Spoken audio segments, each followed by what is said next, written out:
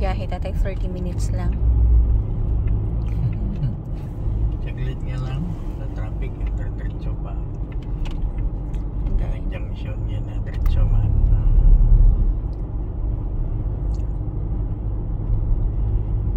Sintay-tay na. Sintay-tay na.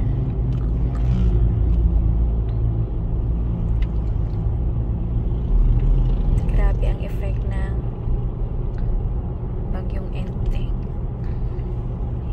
Walang mga sasakyan.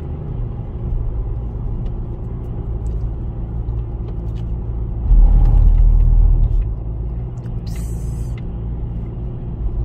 Sintay-tay na.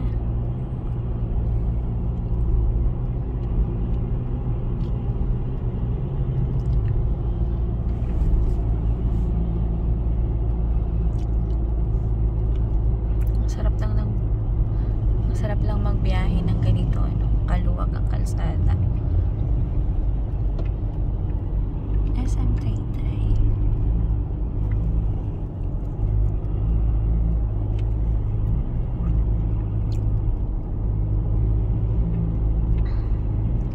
Pag ganito pa lagi saglit lang from Mega Mall to Binangonan.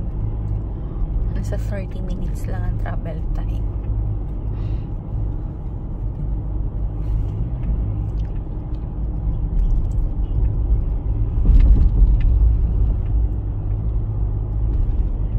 Bentala takbo. Ha? Bentala takbo ta.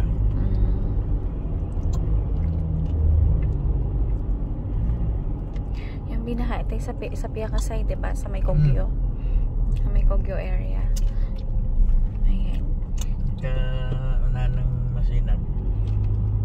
Ang binaha. Banda rin ng Marikina. Ah. May ano siya doon sa taas. Mihan. Pero dito na May quarry. na side po sa amin. Dito sa bandang Angono, Binangonan. Ayan, Taytay. Wala pong baha po dito sa amin. Doon lang po sa kabilang side, sa Antipolo, ang binaha. Kaya nakapag-travel pa rin kami kanina umaga papuntang Makati kasi passable naman po yung daan namin dito and wala naman kami na daanan na baha po. Ayan, tapos pag uwi namin ngayong gabi, ganito na siya. Ang luwag na po ng kalsada kasi siguro maaga pinauwi yung mga empleyado.